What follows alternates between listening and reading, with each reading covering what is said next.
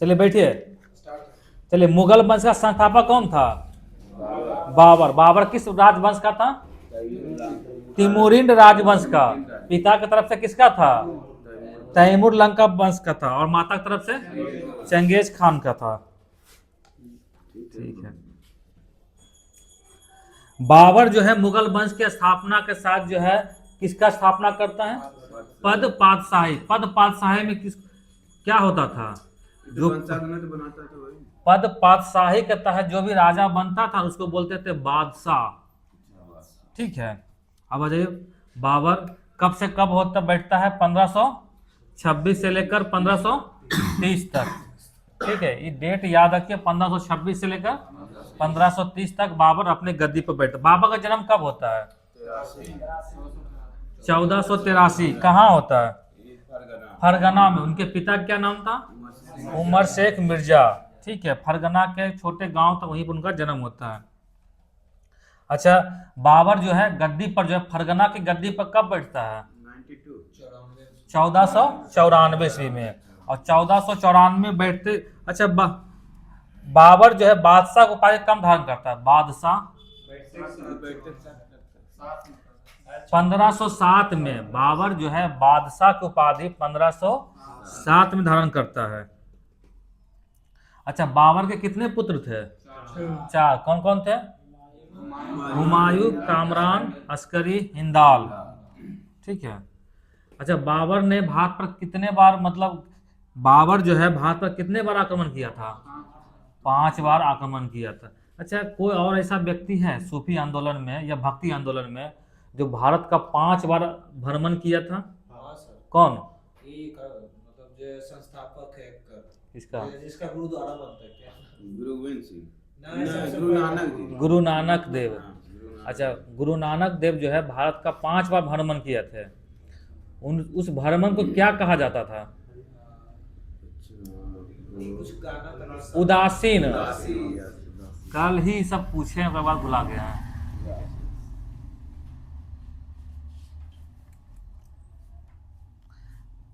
अच्छा, बाबर का जो है भारत पर पहला आक्रमण कब हुआ था? 1519 में। किसके विरुद्ध? ठीक है, यूसुफ जाही के विरुद्ध हुआ था। बाबर किसको जीत लेता है? बाजौर और भेरा। ठीक है, उस पर अधिकार कर लेता है। तो क्वेश्चन पूछेगा, बाबर जो है भारत पर पहली बार आक्रमण कब किया था? 1519 ईस्वी में। किसके विरुद्ध? यूसुफ जाही जातियों के विरुद्ध। ठीक है, ये इंपॉर्टेंट है। किसको जीता नहीं जीता उतना इंपॉर्टेंट नहीं है, किसके विरुद्ध किया था? यूसुफ जाही जातियों। बाबर बादशाह को उपाधि कब धारण करता है? 1507 ईस्वी में। अच्छा, पानीपत का प्रथम युद्ध में बाबर ने किस युद्ध नीति का प्रयोग पहली बार किया था? तुगलमा युद्ध नीति का। इसमें क्या? और तोपखाने का प्रयोग। क्वेश्चन पूछेगा कि बाबर जो है तोपखाने का प्रयोग कब किए थे? 1526, यानी पानीपत के प्रथम युद्ध में तोपखाना का प्रयोग किए थे। बाबर के जो 2 प्रसिद्ध निशानेबाज जो थे वो कौन थे? उस्ताद अली और मुस्तफा। ठीक है, जो कि पानीपत के प्रथम युद्ध में भाग लिया था। बाबर के द्वारा जो लड़े गए युद्ध है था, कौन कौन युद्ध था? बोलिए। बाबर के द्वारा लड़े गए युद्ध कौन कौन से? देखिए, पान खो चल घर। ठीक है, समझ में आया? पान खो चल घर। पहला क्या है?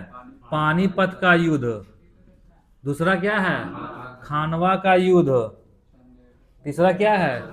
चंदेरी का युद्ध है। और चौथा क्या है? घाघरा का युद्ध है। और कैसे है? जिस तरह से लिखा हुआ। ये कब हुआ है? 1526। ये कब हुआ है? 1527। ये कब हुआ है? 1528। ये कब है? 1529। याद हो जाएगा। ठीक है, ये सीरियल नंबर जैसे जैसे युद्ध हुआ उस तरह से याद है, मतलब लिखा हुआ है। पान खो चल घर। अच्छा, इसमें एक जो युद्ध भी जो होगा उसमें तो एक कॉमन होगा। क्या कॉमन होगा?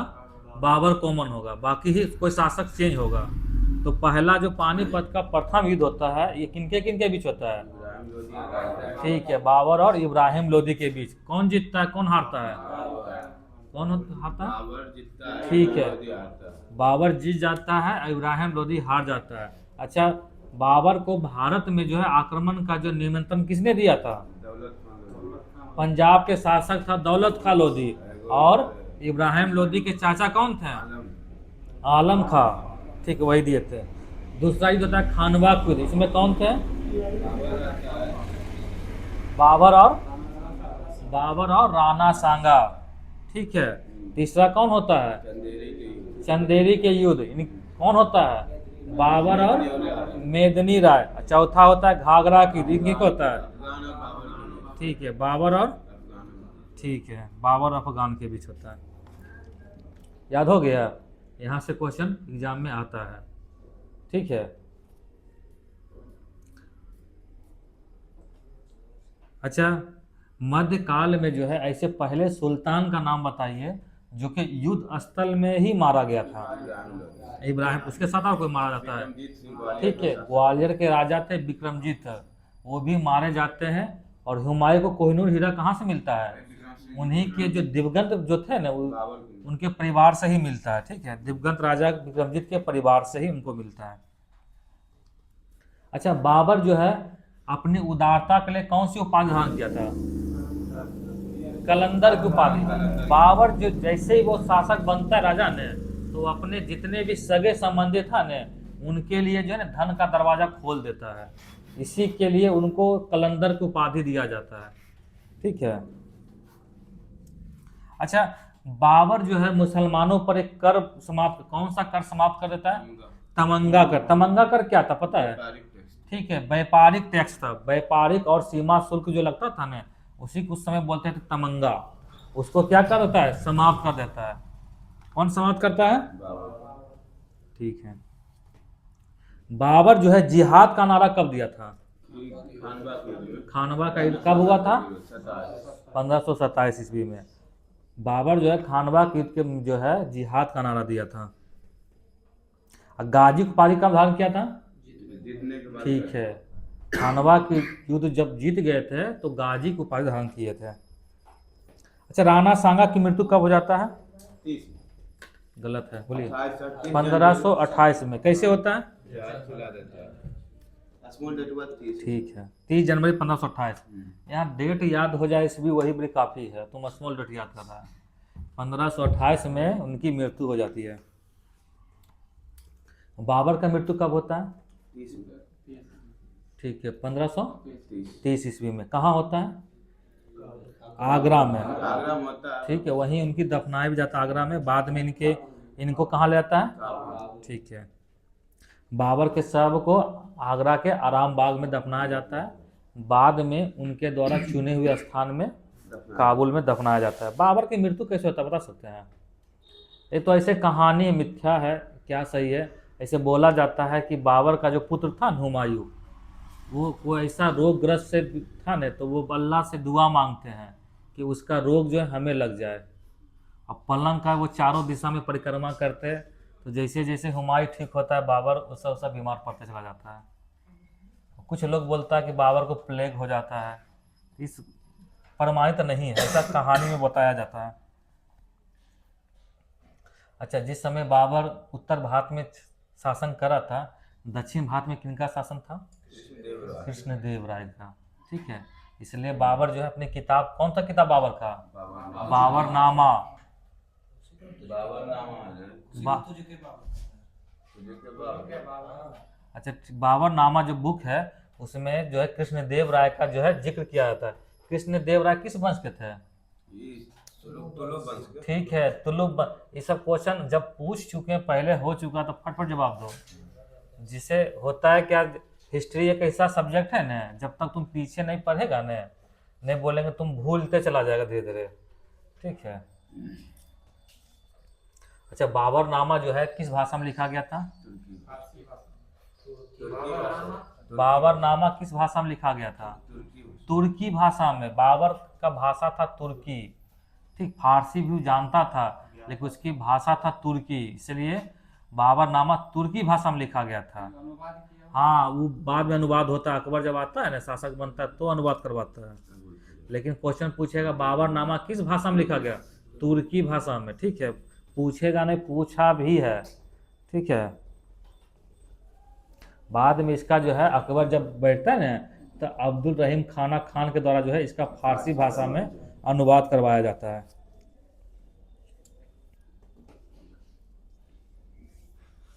अच्छा, बाबर जो है अपनी आत्मकथा जो बाबरनामा में किस मतलब 4 बाग का निर्माण का जो है जिक्र करता है।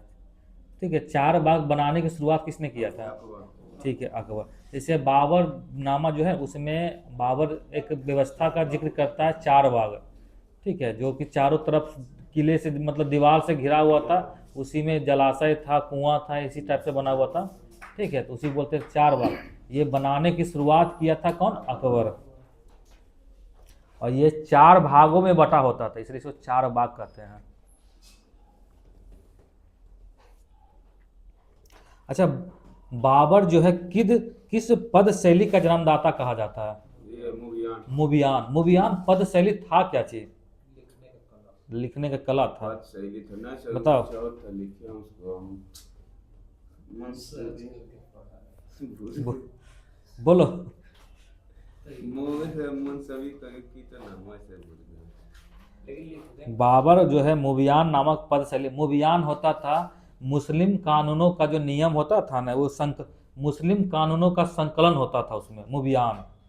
ठीक, उसी को बोलते थे मुबियान। इसी का जन्मदाता बाबर को कहा जाता है। ठीक है, मुस्लिम कानूनों के नियम का संकलन था ये मुबियान। अच्छा, बाबर जो है किसका अनुयायी था?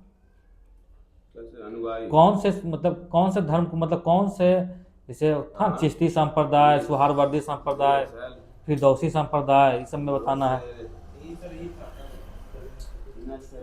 बाबर किस सूफी संत के अनुयायी थे बताइए? ख्वाजा अब्दुल्ला अहरार के। और कौन से थे ये? नक्शबंदी सूफी थे। ठीक है, और नक्शबंदी सूफी संत के और कोई थे? कोई भी मुगल काल में और कोई इसको अपनाते थे? मुगल काल में कौन थे? कौन से राजा जो बने थे जो इनको नक्शबंदी सिलसिले के अनुयायी थे? औरंगजेब। नहीं बोले थे हमेशा हर कुछ प्रतिबंध लगा देता है, संगीत उंगीत पर औरंगजेब भी लगा देता है। बाबर का उत्तराधिकारी कौन हुआ? हुमायूं हुआ। हुमायूं कब गद्दी बैठता है? 1530। और कब तक रहेगा? 1530 से लेकर 1556 तक रहेगा। टोटल कार्यकाल जो है 1530 से लेकर 1556। बीच में आएगा शेरशाह सूरी आएंगे।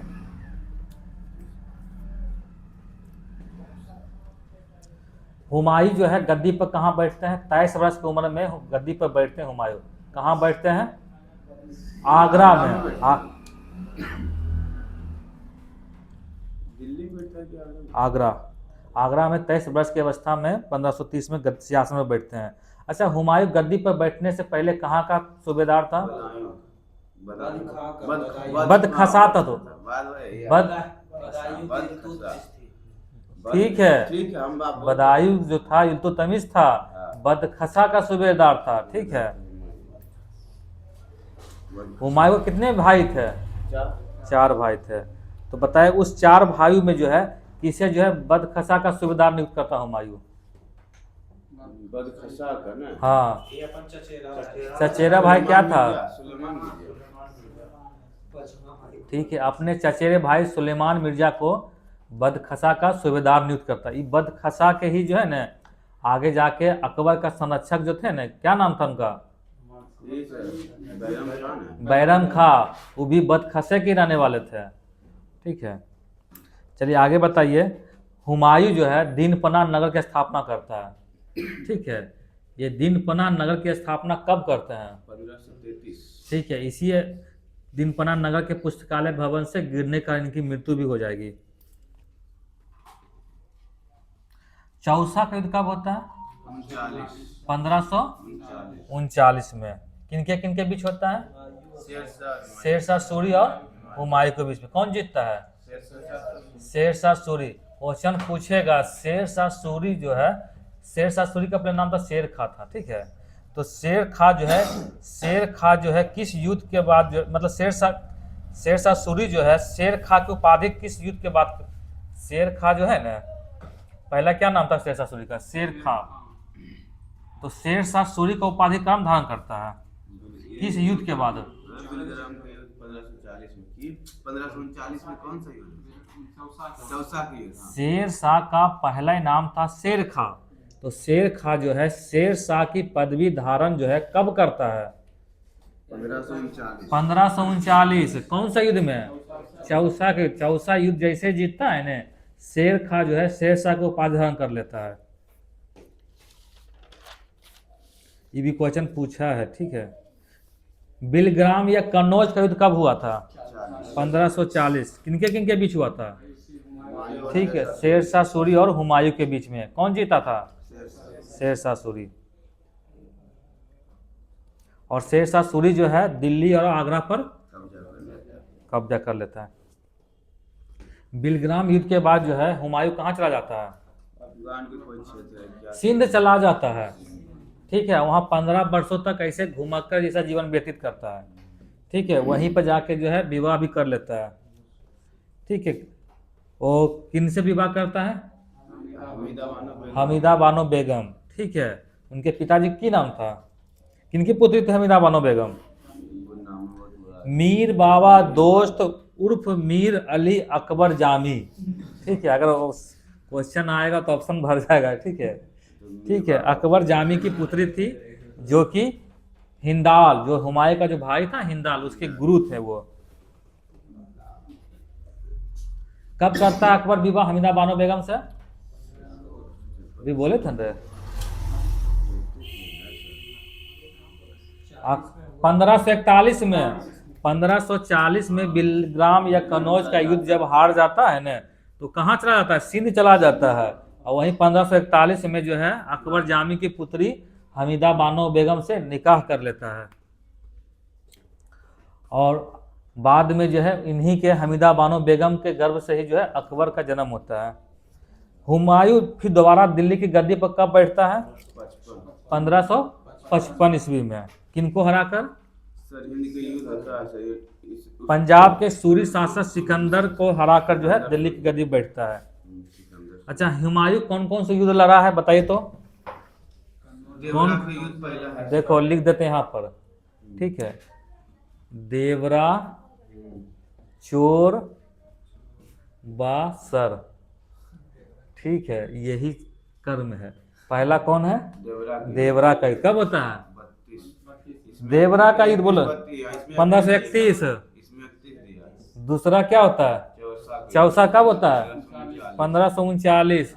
तीसरा क्या होता है? बिलग्राम कब होता है? बिलग्राम या कन्नौज का 1540। और लास्ट में क्या होता है? कब होता है? 1555। याद रहेगा, ठीक है। इसी तरह से क्वेश्चन कोई पूछेगा तो बता दीजिएगा, सब श्रेणी क्रम में है, ठीक है। नहीं, अब वो 31 32 दे देता है, कहीं 31 कहीं 32 देता है, ठीक है। ऑप्शन पर डिपेंड करता है। चलिए, जो हुमायूं की मृत्यु जो है कैसे हो जाती है? दीनपना नगर के सीढ़ियों से गिरने के कारण कब हो जाता है? 1556 में, ठीक है। दीनपना नगर के पुस्तकालय भवन के सीढ़ी से उस पुस्तकालय भवन के क्या बोलते हैं? शेर मंडल की सीढ़ियों से गिरने के कारण इनकी मृत्यु हो जाती है। आप बताइए तो, ये जो क्या बोलते हैं दीनपना नगर की स्थापना हुमायूं कब करता है? अभी तो पूछे थे, 33 में। कहाँ ध्यान रहता है? 1533 ईस्वी में दीनपना नगर की स्थापना करते हैं, और फिर कब गिर जाते हैं वहां से गिरने के? 1556 में। अच्छा, हुमायूं के बारे में किसने कहा था कि वह जीवन प्रयत्न जो है गिरते रहा और गिरते गिरते ही वो मर गया? अरे सबसे ज्यादा अभी क्या गिरता है? पुल गिरता है, नहीं गिरता है? खास करके बिहार में तो पुल, वही एक व्यक्ति थे, कौन थे? लेन पुल। लेन को हटा दो, सिर्फ पुल को याद रखो, ठीक है। वहाँ ऑप्शन सिर्फ मारना है तुमको, वहाँ लिखना थ्रू है, ठीक है। लेन पुल नामक जो थे वही बोले थे कि हुमायूं जो है जीवन पर्यंत गिरते रहा और गिरते पड़ते मर गया, क्योंकि हमेशा 15 साल तो पहले वो निर्वासन जीवन व्यतीत किया, कि शासक बना, फिर सीढ़ी से गिर जाता है, मर जाता है। अच्छा, गिरने के कारण किसी और शासक की मृत्यु भी होती है। कौन? हाँ, कौन थे? कुतुबुद्दीन ऐबक। चौगान खेलते समय घोड़े से गिर जाने के कारण जो है उनकी भी मृत्यु हो जाती है, दिल्ली सल्तनत में था। अच्छा, मुगल काल में ऐसे कौन से शासक हुए जो ज्योतिष में विश्वास करते थे, उस सप्ताह के 7 कलर के कपड़ा पहनते थे? ठीक है, हुमायूं। ठीक है, अब नेक्स्ट आ जाए, कौन आएंगे? शेरशाह सूरी। ये कब बैठेंगे? 1540 से लेकर 1545 तक, यहाँ तक इनका कार्यकाल रहेगा। सूर साम्राज्य के संस्थापक कौन थे? ठीक है, ये अफगान वंशीय थे। ठीक है, अफगान वंशीय शासक थे शेरशाह सूरी। इनका जन्म कब होता है? 1500। शेरशाह सूरी का जन्म कब होता है?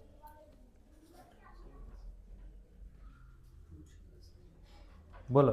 Doctor KR. कानूनगो के अनुसार जो है 1472 में होता है। अच्छा, इनका ये सब पूछता उतना नहीं है। शेरशाह सूरी का बचपन का क्या नाम था? फरीद का। ठीक है, इनका, अच्छा, ये कहाँ के शासक थे? इनके पिता कहाँ के शासक थे? सासाराम के जमींदार। ठीक है, सासाराम के जमींदार थे। पिता क्या नाम था? फरीद खां। नहीं, इनके बचपन का नाम था फरीद। इनके पिता हसन खां जो थे, ये जौनपुर के जो है जमींदार थे। ठीक, जौनपुर राज के अंतर्गत ही सासाराम आता था। ठीक है, वहीं के थे, जमींदार थे। अच्छा, फरीद का जो नाम जो है, एक शेर को जो है एक तलवार के मारने के कारण पड़ जाता है, तो इस उपाधि किसने दिया था? अफगान के कोई शासक थे, बहार खां लोहानी। ठीक, वही दिए थे। मोहम्मद बहार खां लोहानी जो है शेर खां की उपाधि देते हैं। ठीक, फरीद को जो है शेर खां की उपाधि धारण करते हैं। अच्छा, शेरशाह बिलग्राम युद्ध कब होता है? 40 में। इसी युद्ध के बाद जो है दिल्ली के सत्ता पर काबिज हो जाते हैं ये। शेरशाह की मृत्यु कैसे होता है? कालिंजर की युद्ध हो रहा, मतलब उसको कालिंजर किले के जीतने के समय जो है ना, उसी समय इनकी मृत्यु हो जाती है।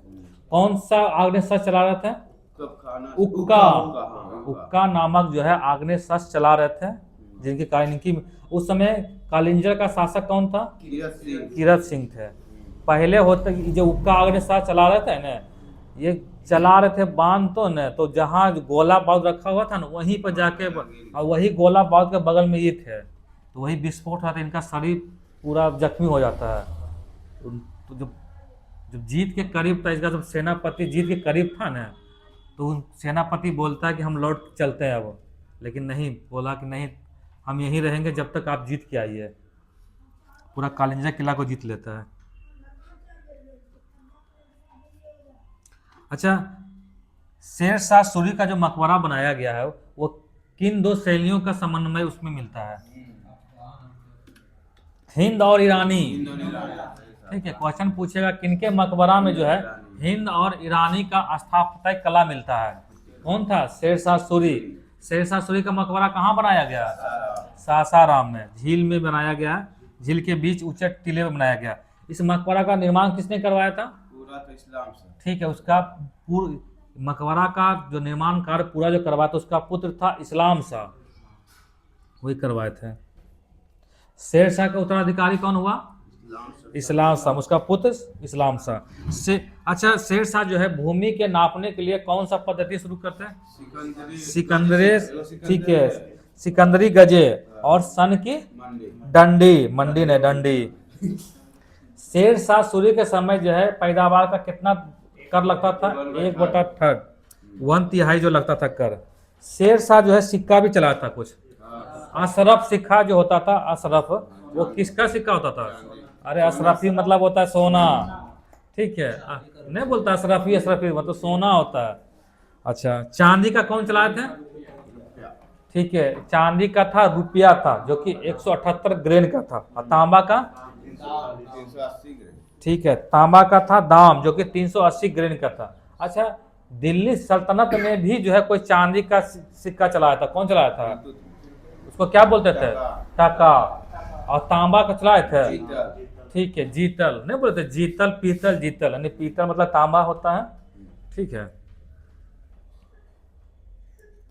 शेरशाह के समय और बहुत सारे सिक्के थे, जैसे अघोला था, पावला था, दमरी था और जीतल था। इनमें जीतल और दमरी ज्यादा इंपॉर्टेंट है। पूछा भी क्वेश्चन है कि दमरी जो है किनका सिक्का था? शेरशाह सूरी। ठीक है।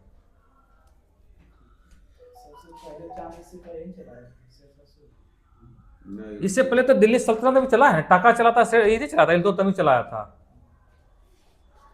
काबुलियत एवं पट्टा प्रथा की शुरुआत किसने किया था? ये शेरशाह सूरी। शेरशाह सूरी। शेरशाह सूरी जो है पाटलिपुत्र शहर की स्थापना कब करते हैं? 1541 में। कल भी क्वेश्चन हम पूछे थे क्वेश्चन।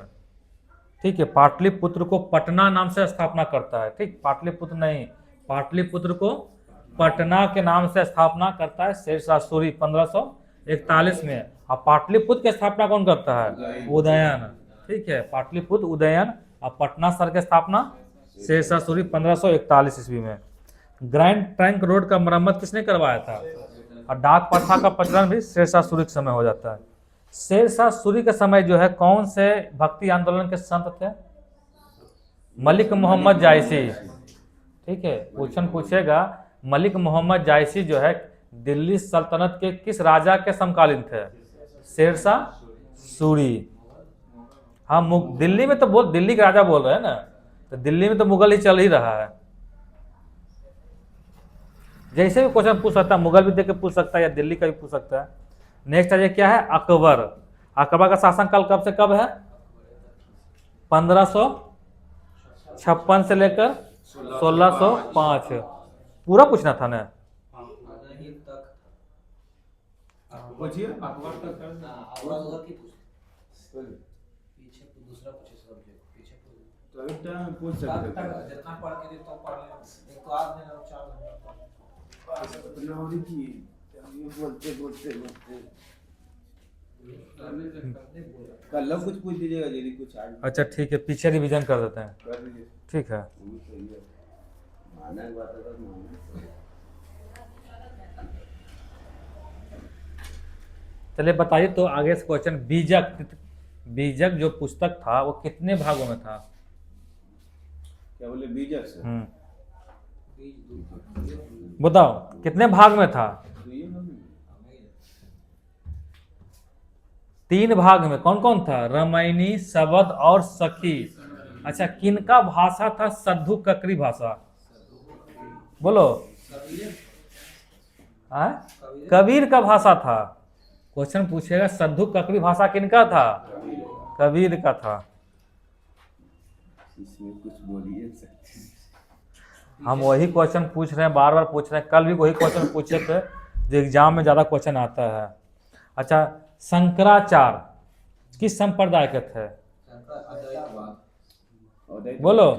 कल लिखा था ना, अंश दम वीर। और दैत्यवाद के थे जनक शंकराचार्य।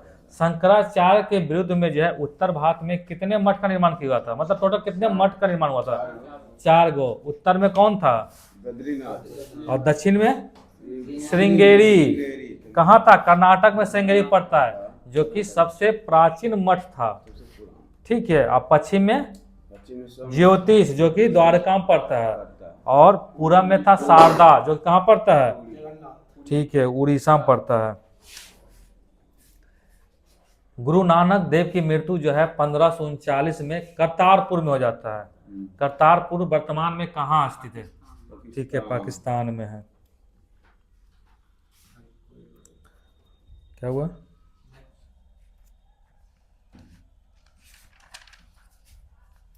भक्ति आंदोलन को जो है दक्षिण भारत से उत्तर भारत में किसने लाया था? ठीक है, रामानंद लाए थे। क्या हुआ? रामानंद जो है दक्षिण भारत से उत्तर भारत में लाते हैं भक्ति आंदोलन को।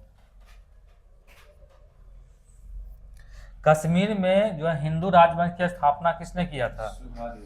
कश्मीर का अकबर किन्हें कहा जाता है? जैनुल आबदीन। ठीक है, जैनुल अब्बादीन।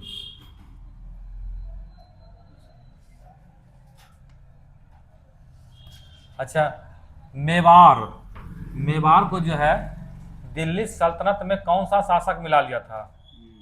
बोलो, मेवाड़ को दिल्ली सल्तनत में कौन सा शासक मिला लिया था?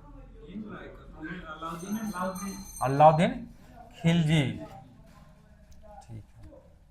अच्छा, मेवाड़ जो है दिल्ली सल्तनत के किस शासक के समय जो है मुक्त हो जाता है?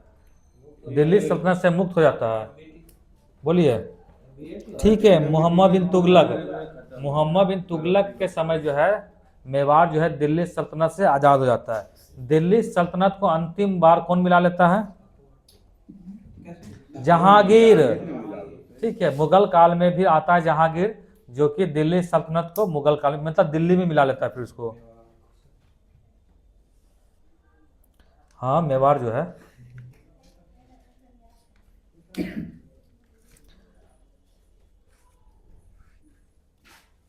खानदेश की राजधानी कहाँ था? बुरहानपुर। बुरहानपुर। अकबर जो है खानदेश पर आक्रमण कब करता है? 1600 में से 1601 में। उसी की राजधानी सेना राजधानी कहाँ था? सैनिक मुख्यालय असीरगढ़। उसी असीरगढ़ पर जो है न यहाँ आक्रमण करता है। अच्छा, अकबर जो है असीरगढ़ पर जो है आक्रमण करने की खुशी में कौन सा सिक्का जारी करता है? ये है सर, एक सिक्का जारी करता है जिस पर जो है न बाज का आकृति रहता है। ठीक है। लक्ष्मी का भी सेट रहता है ना सर। वो जाइए मोहम्मद गौरी।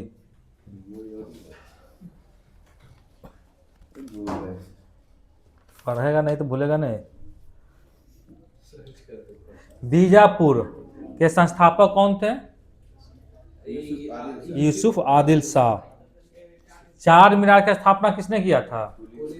कब हुआ था? चार मीनार की स्थापना कब होता है? मोहम्मद कुल्लू कुतुब शाह जो हैदराबाद में चार मीनार की स्थापना करते हैं ना, कब करते हैं? 1591-92 में। ठीक है, किस लिए करते हैं? प्लेग के लिए। ठीक है, प्लेग बीमारी के उन्मूलन के लिए। निकोलस कॉन्टी कहाँ का यात्री था? इटली के। किनके दरबार में आए थे? देवराय प्रथम के आए थे। अब्दुल रज्जाक, ठीक है, फारस के थे। किनके समय आता है? अच्युत राय। देखिए, अच्युत राय। देवराय द्वितीय के समय आते हैं। उल्टा उल्टा नाम से नहीं। राक्षसी और तगरी का युद्ध यानी तालीकोटा का युद्ध कब होता है? 1565। ठीक है, 23 जनवरी 1565 ईस्वी में होता है।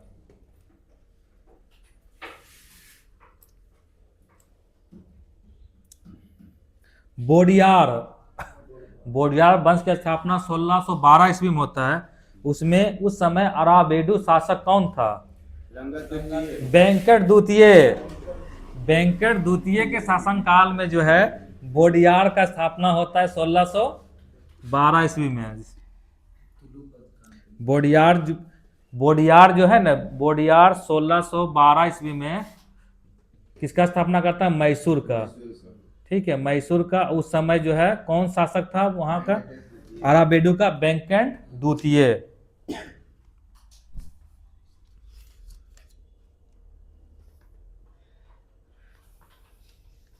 अयंगर व्यवस्था जो था, अयंगर व्यवस्था प्रशासन चलाने का एक व्यवस्था था।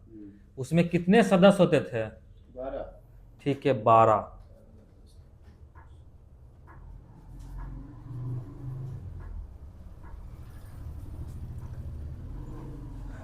अच्छा, विजयनगर साम्राज्य में जो है किनके पास जो है जमीन के सारे दस्तावेज होते थे? कर्णिक। कर्णिक जो थे ना, उन्हीं के पास जो है जमीन के सारे दस्तावेज होते थे। अच्छा, ग्राम में जो है विशेष कार्य के बदले दी जाने वाली भूमि को क्या कर, लगान मुक्त भूमि को क्या कहते थे? विजयनगर साम्राज्य में कार्य के बदले में दी जाने वाली लगान मुक्त जमीन को क्या कहा जाता था? उबली। अच्छा, रथ कोरगे क्या होता था? कोर रथ कोरगे, रथ रथ कोरगे, यही सब सेना जो बढ़ता था ना। रथ कोरगे। देखो, रथ को पढ़ो रक्त, ठीक है, रक्त मतलब खून खराबा हो गया। खून कब बनेगा? जब मर भरा जाएगा तब न। जब सेना युद्ध लड़ने जब जाता था तो वहां उस वीर गति प्राप्त कर जाते थे, तो उनको जो भूमि मिलता था, लगान मुक्त भूमि, उसी को बोलते थे रक्त रथ कोरगे। है समझ में? विजयनगर साम्राज्य का जो है, विजयनगर साम्राज्य का आय का मुख्य स्रोत क्या था? भू राजस्व कर।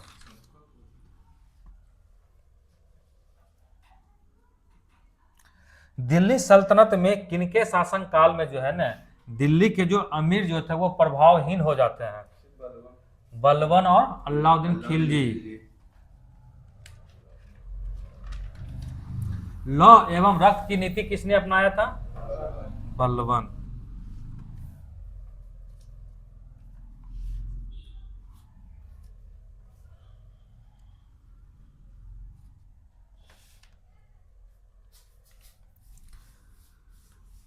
सीरी नामक नया नगर की स्थापना किसने किया था?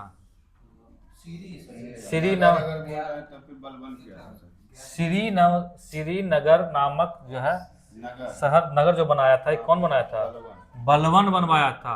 और अल्लाही दरवाजा कौन बनाया था? इस्लामी वास्तुकला का रत्न किसे कहा जाता है? अल्लाही दरवाजा। ये किनका प्रवेश द्वार है? कुतुब मीनार का प्रवेश द्वार है अल्लाही दरवाजा। महबूब इलाही किस सूफी संत को कहा जाता था? हमको लगता है क्वेश्चन को अभी जब से हम आ रहे हैं तो कम से कम तो 10-12 बार पूछ चुके हैं। ठीक है, निजामुद्दीन औलिया को महबूब इलाही कहा जाता है।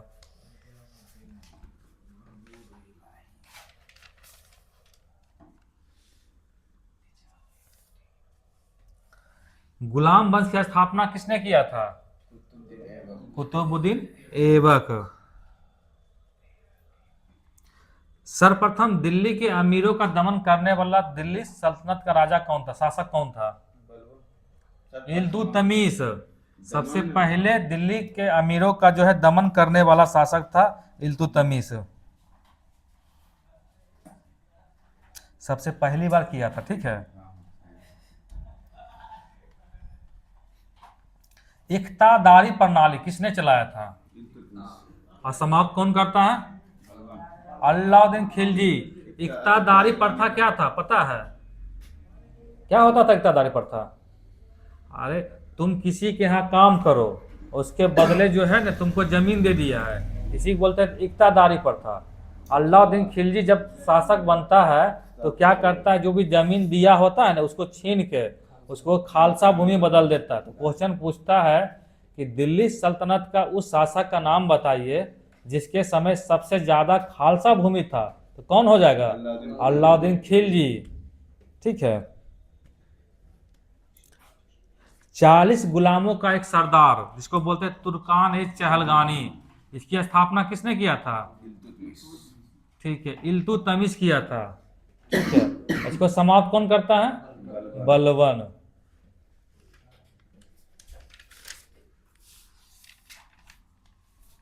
रहने देते हैं। नेक्स्ट क्या है?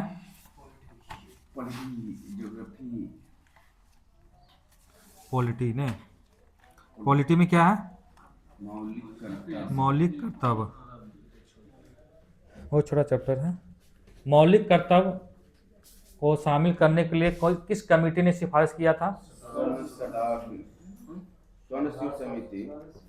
सरदार स्वर्ण सिंह समिति। कब कब इसको 42वां संविधान संशोधन 1976 को। अच्छा, एक चीज बताइए, संविधान के निर्माण के समय, पीछे से बताइएगा, संविधान निर्माण के समय जो है संविधान में कितने मौलिक कर्तव्य था? हम ऑप्शन कहिएगा तो ऑप्शन दे देंगे, ठीक है। 10, 11, ठीक है, 0 और इनमें से कोई नहीं। बोलिए, 10, 11, 0 और इनमें से कोई नहीं। None of this. बोलिए, 10 गो था। कितना था बोलो आगे से, बोलिए।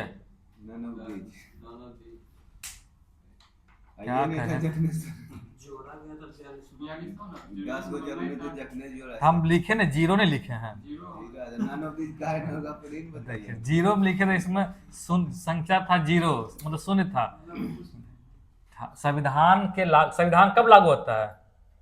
पूर्ण रूप से संविधान 26 जनवरी 1950 को लागू होता है ना।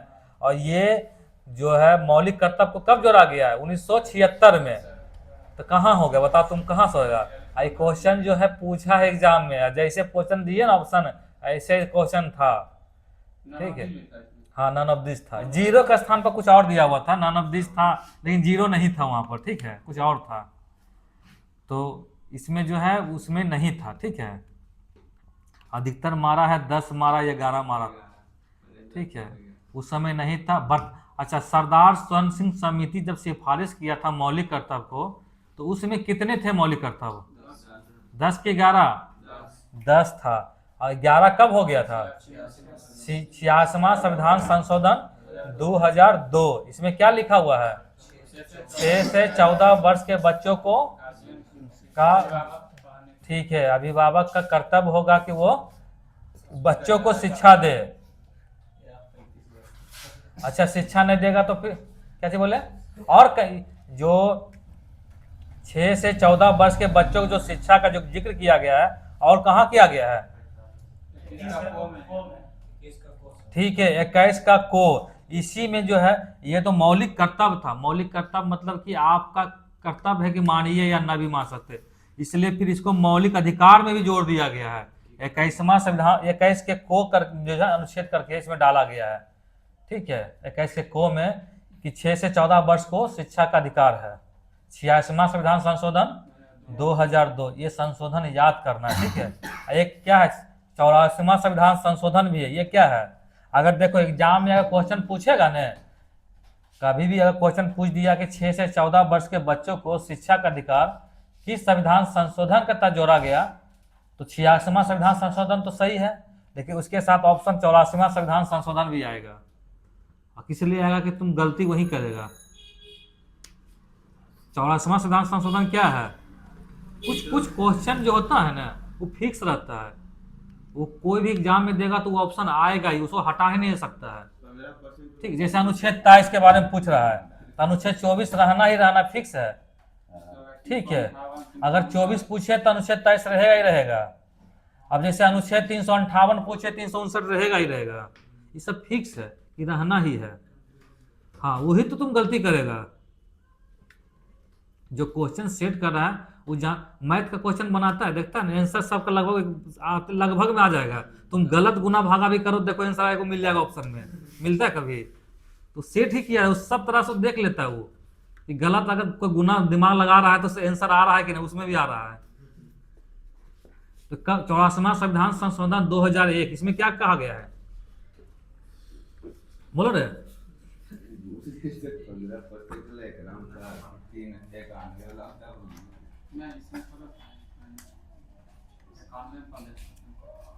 बोलिए। 84वां संविधान संशोधन 2001, जो परिसीमन जब आता है ना, 2002 का परिसीमन, जिसमें था कि लोकसभा और विधानसभा की सीटों की संख्या 2026 तक जो है अस्थायी कर दिया गया है। तुम कौन सा बोल रहा था रे? हाँ, 15। कौन सा संविधान संशोधन के तहत जो है लोकसभा और विधानसभाओं में जो है, मतलब मंत्रिमंडल का आकार जो है 15% से अधिक नहीं हो सकता, और किसी हाल में 12 से कम नहीं हो सकता। कौन सा संविधान संशोधन में कहा गया है? 91 संविधान कब आया था?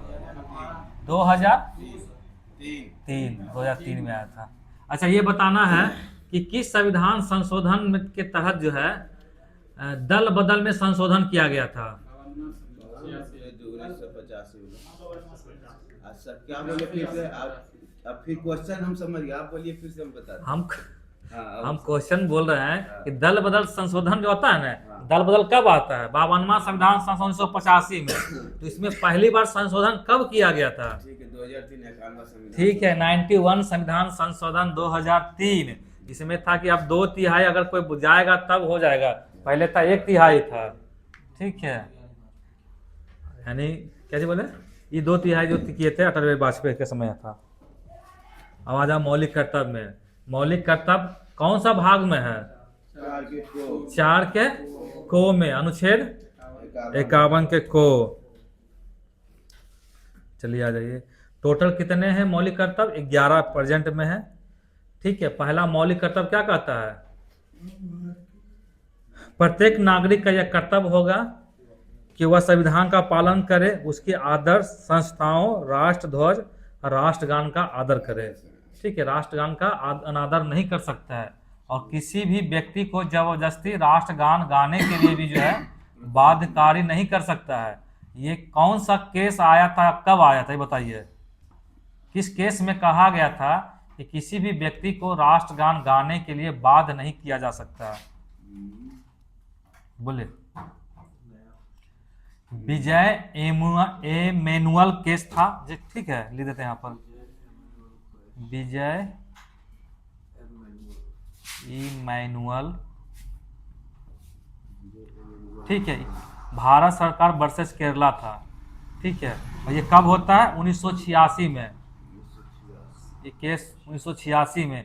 इसी में जजमेंट आया था कि किसी भी व्यक्ति को जो है न राष्ट्रगान या राष्ट्रगीत गाने के लिए बाध्य नहीं कर सकता है। जबरदस्ती आप किसी को राष्ट्रगान नहीं गवा सकते हैं, अब उसका मन गाने का रहेगा तो ही गा सकता है। मौलिक कर्तव्य दूसरा में क्या लिखा हुआ है? स्वतंत्रता के लिए हमारे राष्ट्रीय आंदोलन में जो भी स्वतंत्रता सेनानी है उनके आदर्श को हम अपने हृदय में संजोए रखेंगे, ठीक है। तीसरा में क्या लिखा हुआ है? भारत की प्रभुता और एकता और अखंडता की रक्षा करे। अच्छा, मौलिक कर्तव्य अगर तुम हनन कर देता है तो तुमको सजा मिलेगा? नहीं मिलेगा।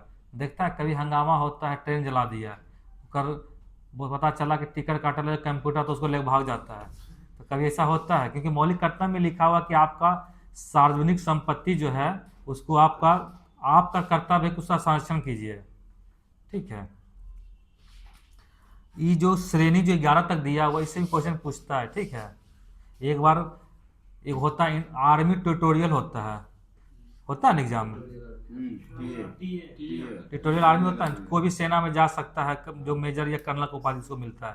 उसमें एक बार क्वेश्चन पूछा था कि बताइए कौन सा मौलिक कर्तव्य में लिखा, कौन से मौलिक कर्तव्य की संख्या है, क्रम संख्या है जिसमें लिखा गया है कि शिक्षा को वैज्ञानिक तरीके से ग्रहण करना है? बताइए। 8वां है, ठीक है। 8 में कहा गया है वैज्ञानिक दृष्टिकोण से शिक्षा को ग्रहण करना है। और सार्वजनिक संपत्ति को सुरक्षित रखना कौन सा है? 9वां है। अच्छा,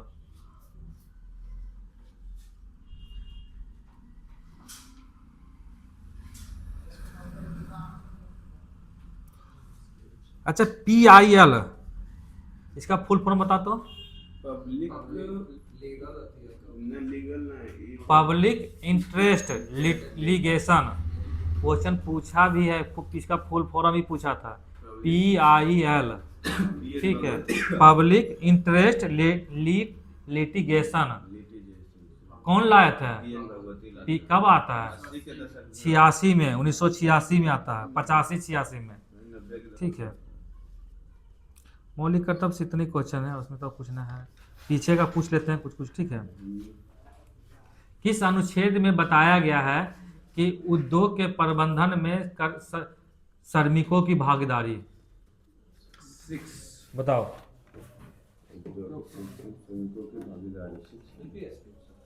हाँ, किस अनुच्छेद में, राज्य के नीति निर्देशक के सिद्धांत के किस अनुच्छेद में जो है उद्योग के प्रबंधन में श्रमिकों की भागीदारी के बारे में बताया गया है? तो 43 के को में, ठीक है। या इस तरह से क्वेश्चन पूछ सकता है, श्रमिक यूनियन के बारे में किस अनुच्छेद में है? 43 के को में है। को ही है, कहीं कहीं खो करके देता है, लेकिन को में ही है, ठीक है। 43 से खो नहीं है। कुटीर उद्योग देखो होता है क्या, जानता है क्या करता है? कहीं कहीं जैसे 43 के को में देता है, कहीं कहीं कुटीर उद्योग, इसको बोल दिया 43 के खो भी बोल देता है, ठीक है। आप वहां देखिएगा ऑप्शन क्या है। और कहीं कहीं जो है जैसे लुसेंट में क्या लिखा हुआ है कि कुटीर उद्योग को साथ ही लिख दिया, जैसे अनुच्छेद 43 में लिख दिया है। लेकिन कोई कोई बुक ऐसा तुम मिलेगा ना जिसमें अलग करके लिख देता है। ठीक है, 43 के को में लिख दिया कुटीर उद्योग, 43 के खो में लिख दिया है क्या है, प्रबंधन, उद्योग का प्रबंधन। अच्छा, किस अनुच्छेद में लिखा हुआ है कि काम का न्याय संगत और मानवोचित दशाएं? बताइए। अनुच्छेद 42, न्याय संगत मतलब उसके अनुसार काम मिलना चाहिए। ठीक है।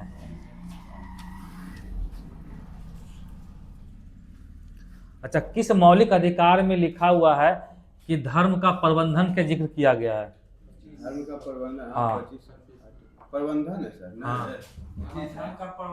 हाँ, बोलो रे। टैक्स गलत उनका, तुम बोलो। 26 सही है।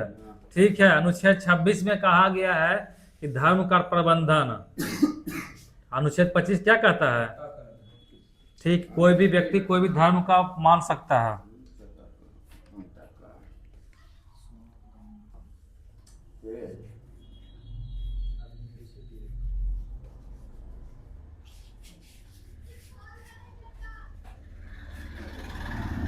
अच्छा,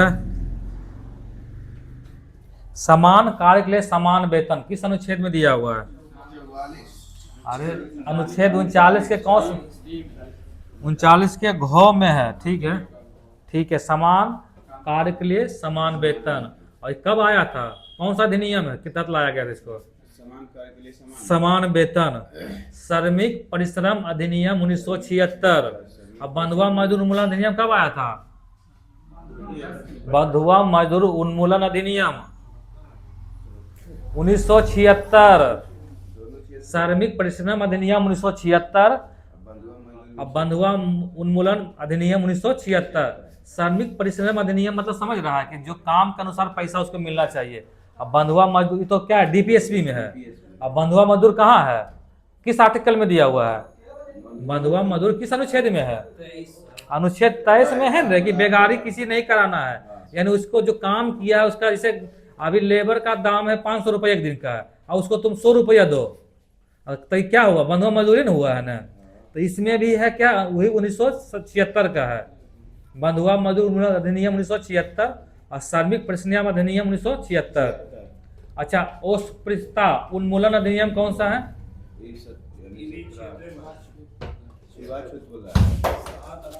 बोलो, इतना बोलते थे पहले, बता दिए तुमको लोगों तैयो कि वही ध्यान से नहीं सुनता है। बताओ, अनुच्छेद 17 में क्या कहता है? अस्पृश्यता का उन्मूलन। ठीक है, 55 1955 का अधिनियम है। 1955 का अधिनियम के तहत छुआछूत को जो है गैर कानूनी किया गया है। अच्छा, और नागरिकता संशोधन, पहली नागरिकता संशोधन कौन सा है? 1955। ठीक है, इसमें संशोधन पहली बार कब हुआ था? इसमें पहली बार होगी 1986। में। अभी के को तुमको बताएं, 1955 से के को पूछे हैं? 2 गो। और 1976 से के को पूछे हैं? 2 गो। फिर कल पूछेंगे, देखते हैं किसको याद है। चलिए बताइए, कौन से अनुच्छेद है जो सिर्फ भारतीय नागरिक को प्राप्त है, विदेशी को नहीं? 15, 16, 19, 29 और 30। ठीक है, ये सब क्वेश्चन को जितना बार किताब कॉपी जहाँ है उसमें सब में स्टार मार देना। ठीक है, पूछने की संभावना प्रबल है। ठीक है, इतना अनुच्छेद जो है सिर्फ भारतीय नागरिक को प्राप्त है, विदेशी को नहीं प्राप्त है। अच्छा, समान कार्य के लिए समान वेतन कहाँ था? अनुच्छेद मतलब डीपीएसपी में कहाँ है? अनुच्छेद 39 के घ में है। अच्छा, मौलिक अधिकार में जो कहाँ पर जो है समान कार्य के लिए समान वेतन, किन 2 अनुच्छेदों को आपस में जोड़कर अगर पढ़ेंगे तो समान कार्य के लिए समान मौलिक अधिकार हो जाएगा। 14 और 16 को यूजीसी था, कॉमन सिविल सही था।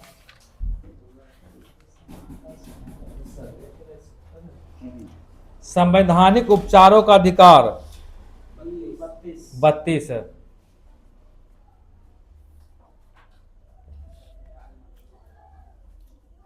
अच्छा, लघुकरण का अर्थ क्या होता है? लघुकरण। छोटा आदमी फंस गया। लघुकरण जो राष्ट्रपति सजा माफी करता है ना, या दंड का संवैधानिक शब्दावली दिया हुआ है, तो लघुकरण मतलब क्या होता है? समय का बदलना नहीं, दंड की प्रकृति को चेंज कर देना है। यानी जो मौत की फांसी सजा मिला तो उसको कठोर सजा, कारावास सजा मिल जाएगा। और परिहार का मतलब क्या होता है? ये कोई भी सजा को ठीक, कम सजा को कम कर देना, मतलब 4 साल का सजा मिला तो उसको 2 साल कर दिया गया। ठीक है। नेहरू रिपोर्ट जो आया था उसमें कितने प्रकार के मौलिक अधिकार की मांग किया गया था? 19 गो। 19 एक दिन और बोले थे तुमको, 19 मौलिक अधिकार थे। झंडा फहराना जो है किस मौलिक अधिकार, किस अनुच्छेद में आता है? ठीक है, 19 का 1 में। ये कब से लागू होता है बताओ तो? झंडा फहराने का नियम जो 2004 से लागू होता है। 2 में आता नहीं, अधिनियम पूछेगा 2002 का। ठीक है, लागू होता है। बस ठीक। और कौन थे झंडा समिति के उसमें अध्यक्षता? कौन के थे? बी एन खरे। ठीक है, एक व्यक्ति है बीजे खरे, भाषा के लिए था, और ये थे बी एन खरे। देखो हम फिर से इसको बताते पूरा झंडा के बारे में। ठीक है, झंडा जो था ना, अनुच्छेद कहाँ है? 19 के को में है। ठीक है, कब आया था? अधिनियम है, पूछेगा 2002 का अधिनियम है। इसको लागू किया गया था 2004 में, कि कोई भी व्यक्ति जो है अपने घर में भी झंडा फहरा सकता है। ठीक है, 2004 से ही नियम आया था, और इस समय इनके अध्यक्षता किए थे बी एन खरे। अब कैसे याद रहेगा? झंडा को खड़ा होके ही फहराया जाता है। कभी सुना है झंडा बैठ के फहराया है? नहीं। ठीक है, तो बी एन खरे थे इस समय थे, इसकी अध्यक्षता कर रहे थे। किस अनुच्छेद में लिखा हुआ है कि किसी भी व्यक्ति को देश के किसी भी कोने में घूमने की आजादी है? मतलब किसी डी फॉर डाइवर्सन। नागरिकता संशोधन अधिनियम में कितने बार अब तक संशोधन हो चुका है? नागरिकता सिटीजनशिप होता है ना, 6 बार हुआ है। अंतिम बार हुआ 2019 में, और पहली बार हुआ है 1986 में। नागरिकता कौन सा अधिनियम? 1955 का, संशोधन 86 में। अंतिम कब हुआ था? 2019 में।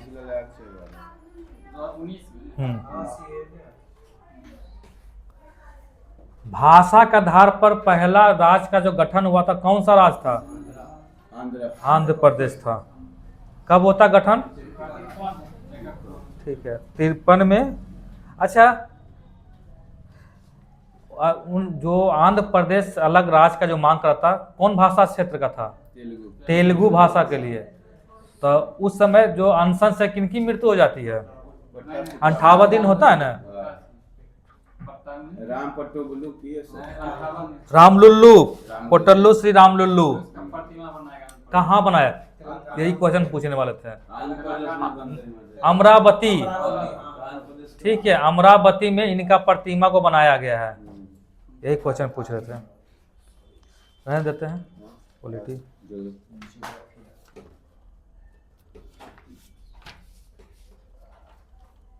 ज्योग्राफी में क्या था?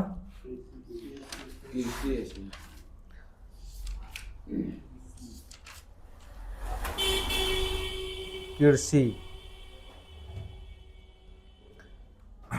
भारत के कुल क्षेत्रफल का कितना % भाग पर कृषि होता है?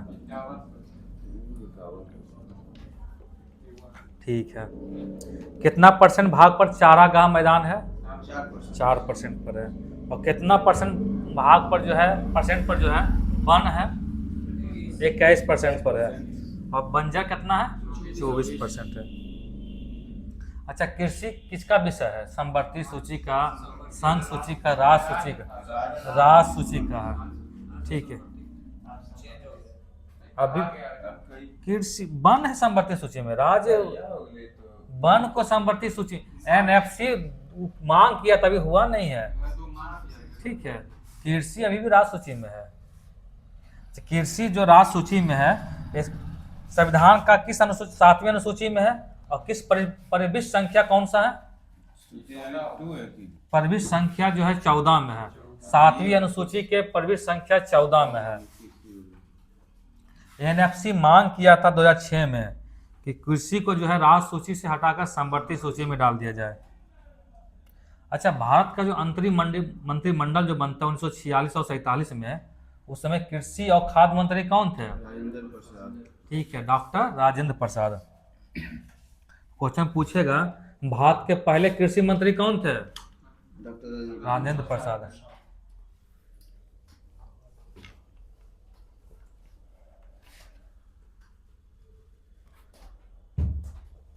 अच्छा, भारत में जो है चावल की खेती कितने % भाग पर की जाती है? 47% भाग पर। ठीक है। भारत का मुख्य खाद्य फसल क्या है? चावल है। अच्छा, भारत जो है विश्व का कितना % चावल उत्पादन करता है? 21.7%, जो कि पूरी दुनिया का कौन सा रैंक आता है, इसका स्थान है? अब तो पहला स्थान हो गया चावल में, ने पहले दूसरा था, पहला स्थान हो गया है अब। हाँ, प्रतिशत बढ़ा होगा, 28% है, लिख देते हैं। चावल के उत्पादन में जो 28% हो गया, लेकिन अब पहला स्थान हो गया है चाइना को पीछे करके। पहले था चाइना पहला स्थान पर था। अच्छा, भारत में सबसे ज्यादा चावल कहाँ उत्पादन होता है? पश्चिम बंगाल में। चावल का कटोरा किसको कहते हैं? छत्तीसगढ़ को। ठीक है, छत्तीसगढ़ को बोला जाता है। चलिए, भारत में जो है उच्च कोटि का जो धान होता है कौन सा है? ठीक है, IR-20। विश्व में गेहूं का उत्पादन में पहला स्थान किसका है? विश्व में यूपी है, चीन है। अब भारत का कौन सा स्थान है? ठीक है, भारत कितना % गेहूं उत्पादन करता है? 12%। और टोटल क्षेत्रफल का कितना है? 14% भाग पर जो है ना खेती की जाती है गेहूं का। 12% पूरी दुनिया का गेहूं उत्पादन करता है और 14% पर जो है खेती की जाती है। अच्छा, देश में जो है गेहूं उत्पादन में पहला स्थान किस राज्य का है? उत्तर प्रदेश का है। और प्रति हेक्टेयर में? पंजाब। और बिहार में गेहूं के उत्पादन में? रोहतास। और चावल का? ठीक है, गेहूं और चावल दोनों का स्थान किसका है? रोहतास का है। अच्छा, हरित क्रांति की शुरुआत कब होता है? 66-67। ठीक है, हरित क्रांति की शुरुआत जो है 66-67 में होता है। सबसे ज्यादा जो है किस खाद्यान्न फसल पर इसका प्रभाव पड़ा था? गेहूं और चावल। सबसे ज्यादा गेहूं पर पड़ा था। भारत में हरित क्रांति की शुरुआत किसने किया था? MS स्वामीनाथन। ठीक है, इनकी मृत्यु हो जाता है, हो गया ना। विश्व में किसने किया था? Norman Borlaug. नॉर्मन बोरलॉग जो थे किस देश के निवासी थे? बोलो रे। ठीक है, क्वेश्चन पूछा था बिहार SSC में। फर्स्ट इंटर लेवल एग्जाम जो हुआ था बिहार SSC में, ये क्वेश्चन आया था कि नॉर्मन बोरलॉग कहाँ के रहने वाले थे? ठीक है, अमेरिका के रहने वाले थे।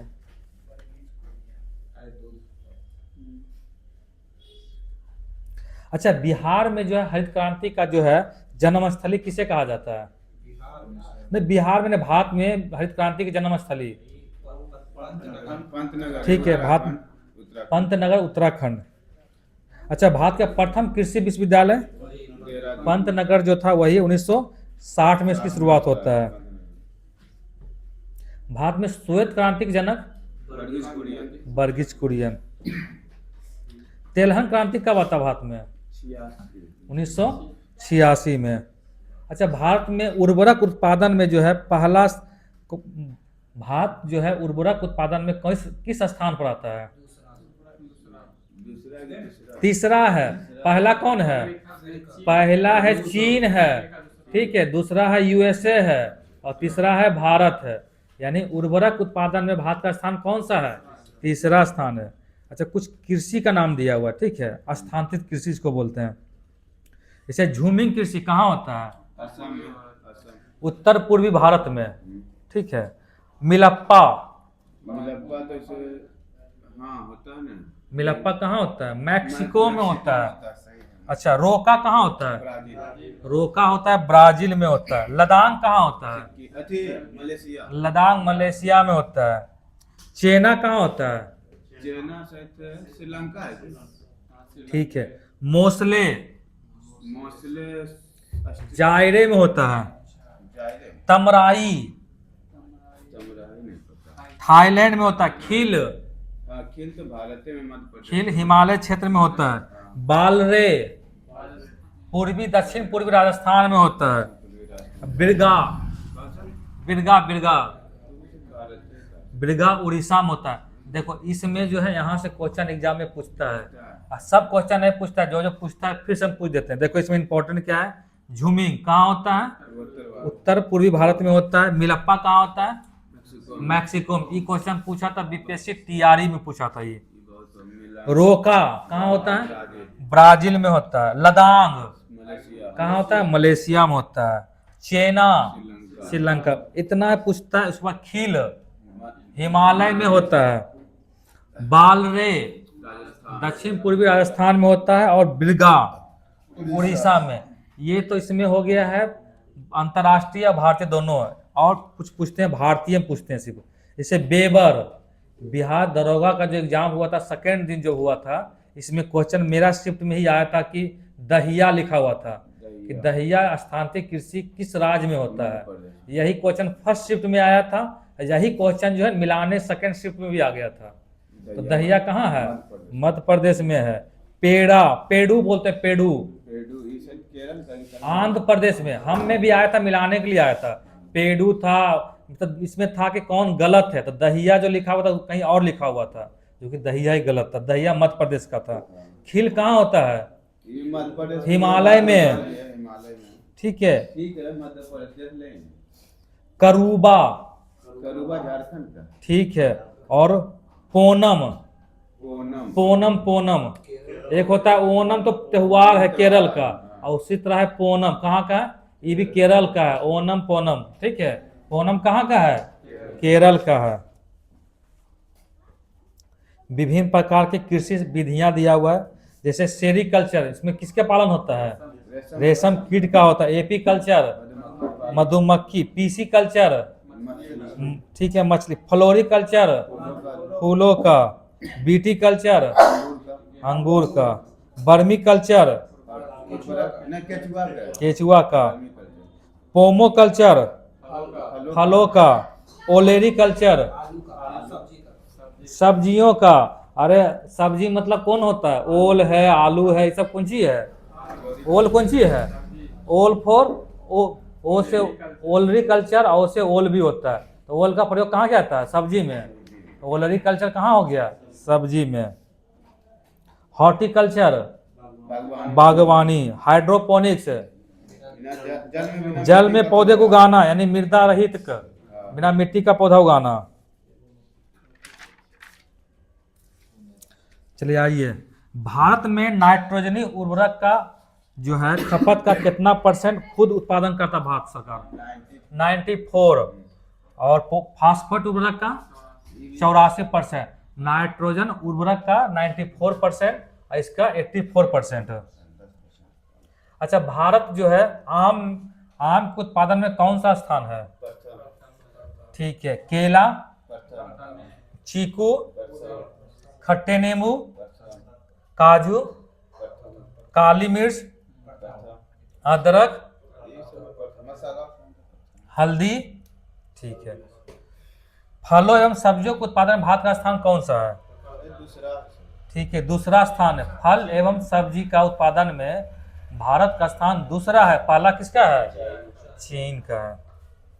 विश्व में तंबाकू का सबसे बड़ा उत्पादक राज्य,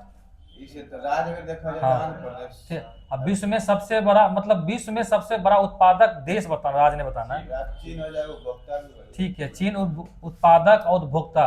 अब भारत में सबसे ज्यादा जो है तंबाकू उत्पादक राज्य कौन हो गया, आंध्र प्रदेश हो गया। तंबाकू की पत्तियों को सुखाना क्या कहलाता है, क्यूरिंग। क्यूरिंग इसलिए किया जाता है तंबाकू, उसमें गंध और, ठीक है, गंध को लाने के लिए, ठीक है। पत्तियों में वांछित रंग और गंध के गुणों को लाने के लिए पत्तियों को सुखाया जाता है, जिसे क्या कहा जाता है, क्यूरिंग। भारत में चाय की खेती कब शुरू हुआ था, 1840 में। कहाँ हुआ था, ठीक है, असम के ब्रह्मपुत्र घाटी में हुआ था। चाय की पत्तियां में क्या पाई जाती है, कैफीन, कैफीन, चाय की पत्तियां में कैफीन और टेनिन, ठीक है। कॉफी में भी कैफीन पाया जाता है। बोल तो क्या चीज बोले, निकोटीन तो तंबाकू में होता है। चाय पत्ती में कैफीन और क्या होता है, टेनिन।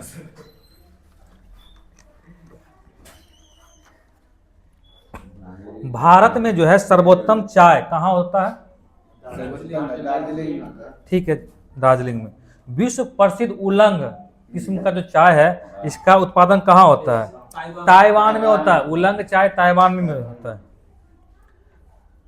सबसे उच्च कोटि का कहवा कौन सा है, अरेबिका।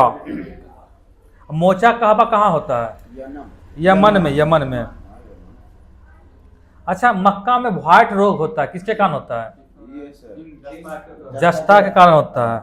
अच्छा, व्हाइट बर्ड जो मक्का में व्हाइट बर्ड और धान में खैरा रोग जस्ता कारण होता है, ठीक है।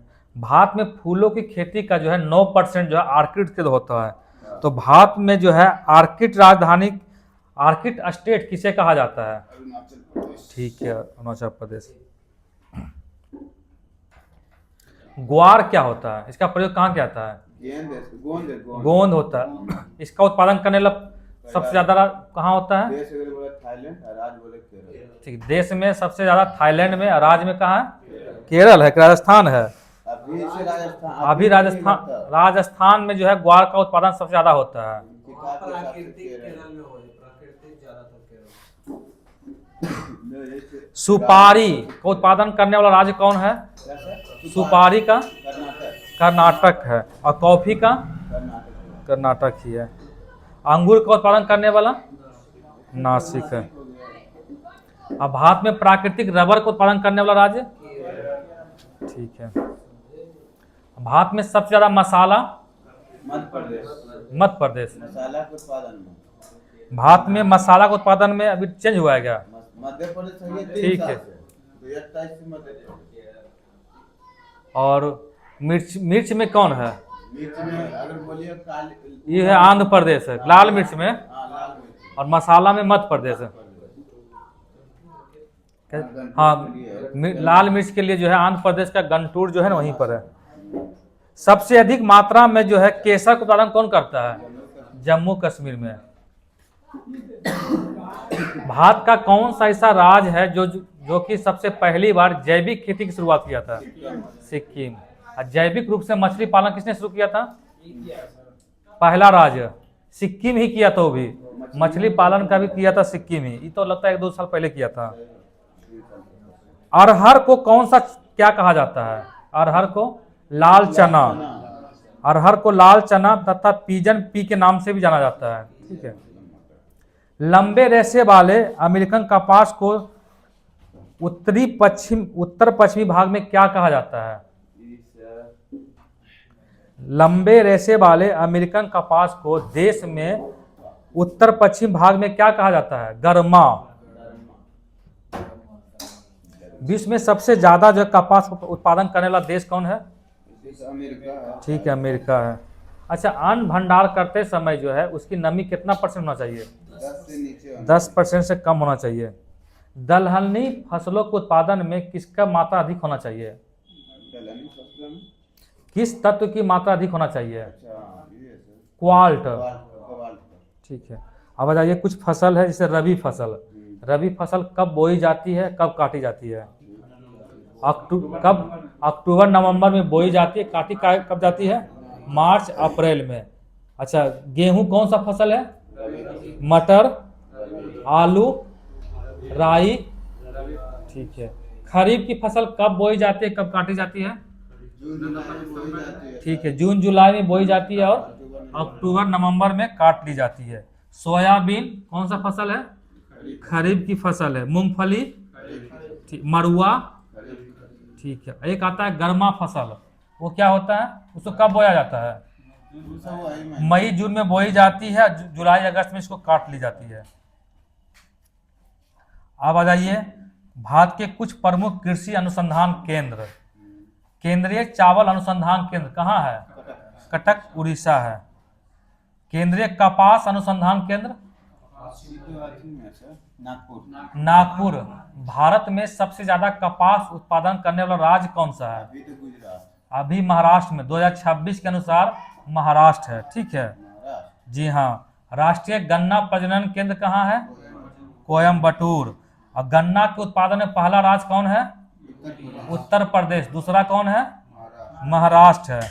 भारतीय गन्ना अनुसंधान केंद्र कहाँ है? लखनऊ है। भारतीय आलू अनुसंधान केंद्र कहाँ है? शिमला है। राष्ट्रीय चाय अनुसंधान केंद्र कहाँ है? जोरहाट, जो कि असम में पड़ता है। राष्ट्रीय कॉफी अनुसंधान केंद्र कहाँ है? चिकमंगलुरु, कर्नाटक। राष्ट्रीय रबर अनुसंधान केंद्र ठीक कोट्टायम। केंद्रीय रेशम अनुसंधान केंद्र मैसूर, कर्नाटक के मैसूर। राष्ट्रीय जूट अनुसंधान केंद्र ठीक है पश्चिम बंगाल के बैरकपुर। केंद्रीय तंबाकू अनुसंधान केंद्र राजमुंदरी, आंध्र प्रदेश के राजमुंदरी। केंद्रीय नारियल अनुसंधान केंद्र कसारगोड्डा। ठीक है। भारतीय दलहन अनुसंधान केंद्र कानपुर। भारतीय तिलहन अनुसंधान केंद्र तिलहन बोला। हाँ कर्नाटक में हैदराबाद है। हैदराबाद में हुआ है। अच्छा, अभी जो है क्या उसको बोलते हैं, एविनेशन जो होता है ना, क्या उसको बोलते हैं जी, जो फ्लाइंग वाला जो प्रशिक्षण होता है ना, आज ध्यान नहीं आ रहा, बताते हैं।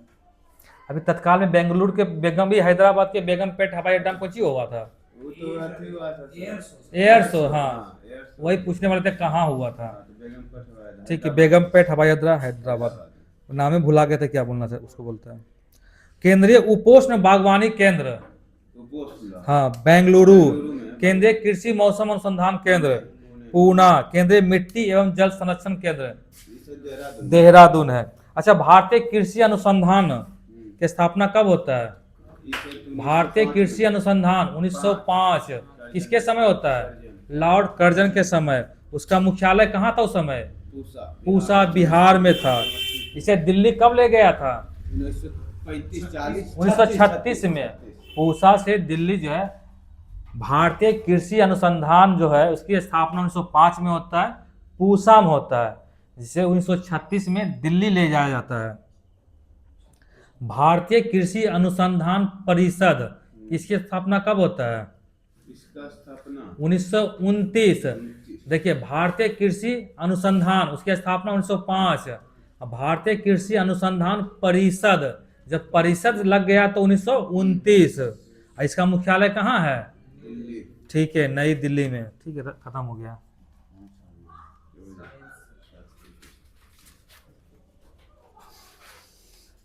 लो हम तुमको दिखाते हैं।